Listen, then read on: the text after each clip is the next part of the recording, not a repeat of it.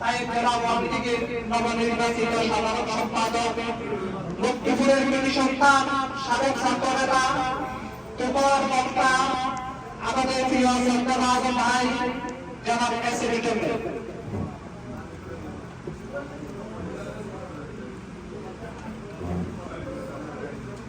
সকল প্রশংসা মহান আল্লাহ তাআলার, যিনি আমাদেরকে আজকে এই গভীর রাতে একজন বিজ্ঞ পরিজনকে সম্বর্ধনা দেওয়ার উদ্দেশ্যে একত্রিত করেছেন।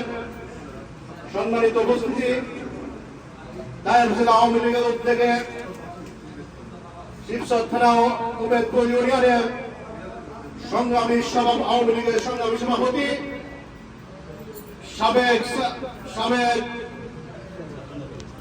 সাবেক আওয়ামী লীগের সভাপতি ও ইউনিয়ন আওয়ামী লীগের দানশীল ব্যক্তিত্ব, বিশিষ্ট সমাজসেবক জনাব আব্দুল কাদের খালেকি সাহেবের সৌদি আরব তাইবা আগমন উপলক্ষে দায়ের জেলা আওয়ামী লীগের পক্ষ থেকে রাষ্ট্রের ক্ষুদ্র আয়োজনের সম্মানিত সভাপতি, দায়ের জেলা আওয়ামী লীগের সম্মানিত সভাপতি জনাব নজরুল ইসলাম সরকার উপস্থিত আছেন। আজকের অনুষ্ঠানের সম্মানিত প্রধান অতিথি, যার জন্য আমরা আজকে এই আয়োজন, যার অপেক্ষায় আজকে শিবচর সহপাঠীদের বিভিন্ন অঞ্চলের অনেক সুনাম ছেলেরা রাত থেকে এখানে অপেক্ষা করতেছেন। ওনার মুখ থেকে আমাদের কিছু কথা শোনার উদ্দেশ্যে সেই মহান নেতা জনাব আব্দুল কাদের খালেকি সাহেব আজকের প্রধান অতিথি। আজকের অনুষ্ঠানে প্রধান বক্তা হিসেবে আছেন দায়ের জেলা আওয়ামী লীগের সিনিয়র সহসভাপতি জনাব মনির সরকার, উপস্থিত আছেন দায়ের জেলা আওয়ামী লীগের সংগ্রামী উপদেষ্টা জনাব ইমাম ভাই, উপস্থিত আছেন দায়ের জেলা আওয়ামী লীগের সংগ্রামী উপদেষ্টা জনাব আব্দুল আজিজ খালাসি, উপস্থিত আছেন দায়ের জেলা আওয়ামী লীগের সংগ্রামী সভাপতি জনাব সবুজ আলম ভাই, উপস্থিত আছেন হাওয়াইয়া শাখা আওয়ামী লীগের সংগ্রামী সভাপতি জনাব বাবুল মিয়া, উপস্থিত আছেন দায়ের জেলা আওয়ামী লীগের সংগ্রামী যুগ্ম সাধারণ সম্পাদক, ফেনী জেলার কৃতি সন্তান, সাবেক ছাত্র নেতা, নির্যাতিত ছাত্র নেতা জনাব মিনহাজ ভুঁইয়া, উপস্থিত আছেন দায়ের জেলা আওয়ামী লীগের সংগ্রামী যুগ্ম সাধারণ সম্পাদক সৌরভ চৌধুরী, উপস্থিত আছেন ফেনী জেলার কৃতি সন্তান, আমার একটু মিস্টেক হয়ে গেছে, উনি আমার প্রিয় বন্ধু জনাব আমির হোসেন, সাবেক ছাত্র নেতা, বাংলাদেশ আওয়ামী লীগ দায়ের জেলা আওয়ামী লীগের সভাপতি, উপস্থিত আছেন আমাদের দায়ের জেলা আওয়ামী লীগের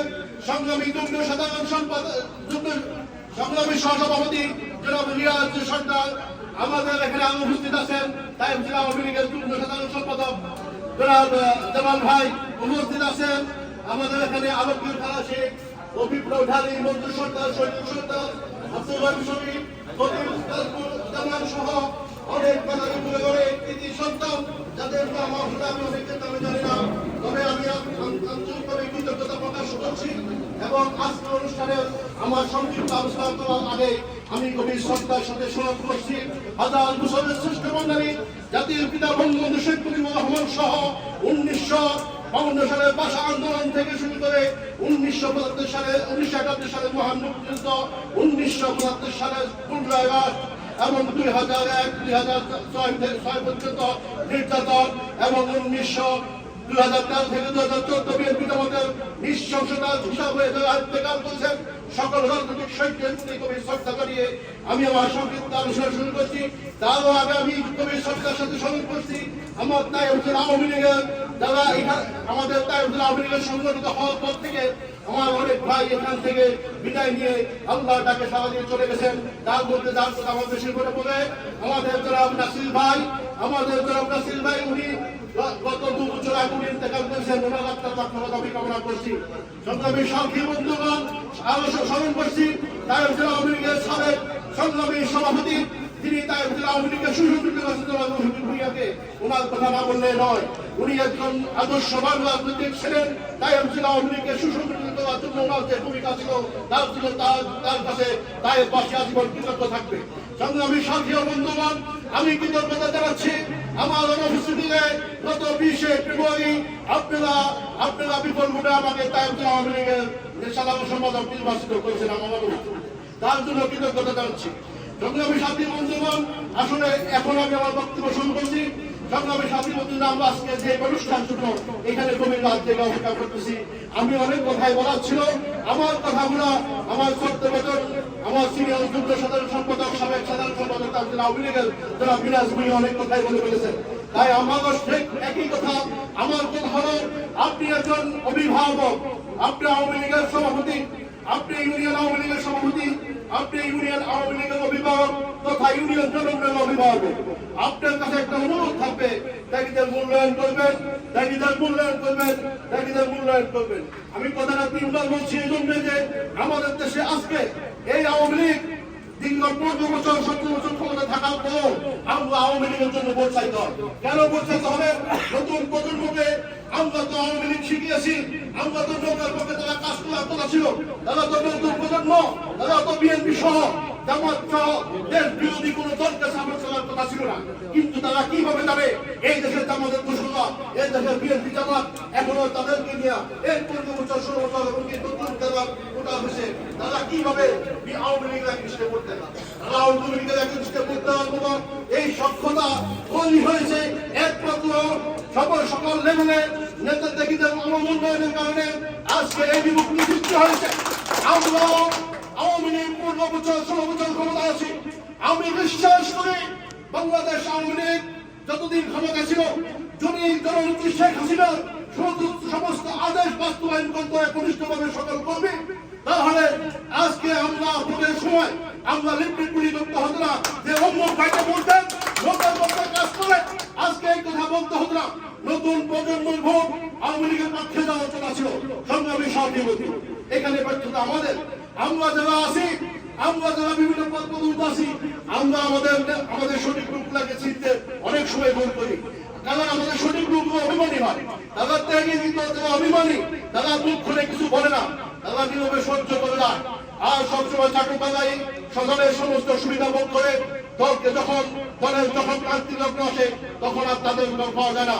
আমরা দেখেছি 1996 সালে আওয়ামী লীগ ক্ষমতা আসার পর যারা 1993 সালে 15 ফেব্রুয়ারি 3 বছরকে প্রতিহত করেছিল, যখন 114 জন ছাত্র রাজনৈতিক বিভিন্ন আওয়ামী লীগের বিভিন্ন পর্যায়ের নেতা কর্মী শহীদ হয়েছিল সেই বিএনপি জামাতের সেই নির্বাচন নির্বাচনে, তখন আমরা দেখেছি তারা ত্যাগ করেছে।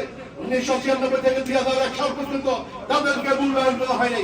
তখন হয়েছিল নিউ লীগের নাম দিয়ে টেন্ডারবাজি চাঁদাবাজি মধ্য দিয়ে বাংলাদেশ আওয়ামী লীগের 2001 সালে আবার পিছিয়ে দেওয়ার ষড়যন্ত্রে আওয়ামী লীগের কিছু লোক ষড়যন্ত্রে লিপ্ত ছিল।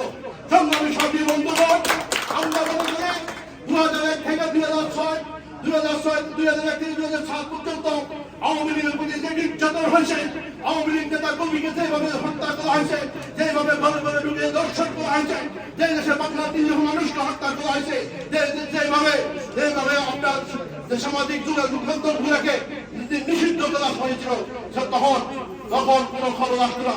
তখন দেখেছি পত্রিকার কথায় দৈনিক দলে 30 জন, দৈনিক দলে 15 জন, দৈনিক দলে 20 জন করে দর্শন হচ্ছে, হত্যা হচ্ছে।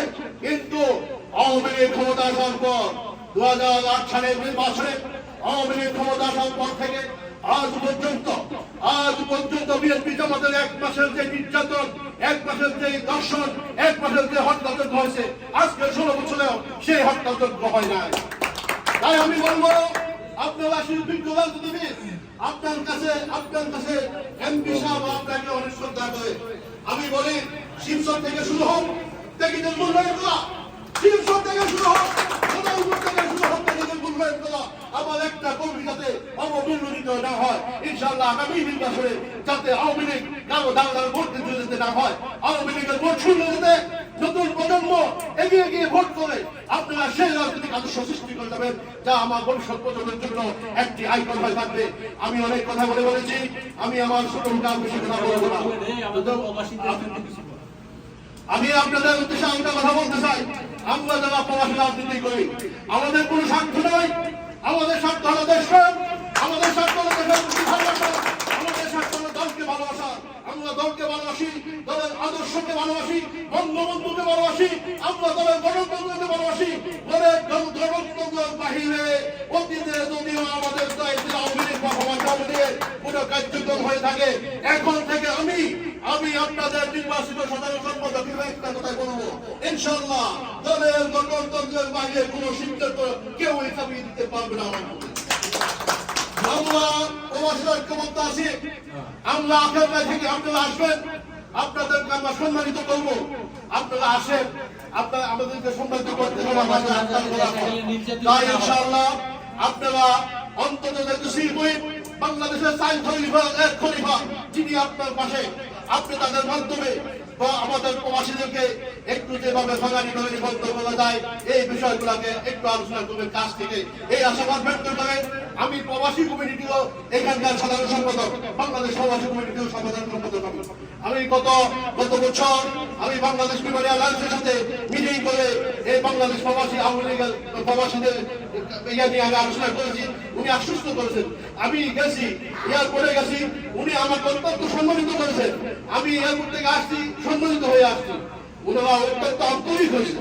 আমি আপনাদের প্রবাসীদের উদ্দেশ্যে কাজ করতে চাই। আমি আজ কিছু বলবো না, অনেক কথা বলে বলেছি।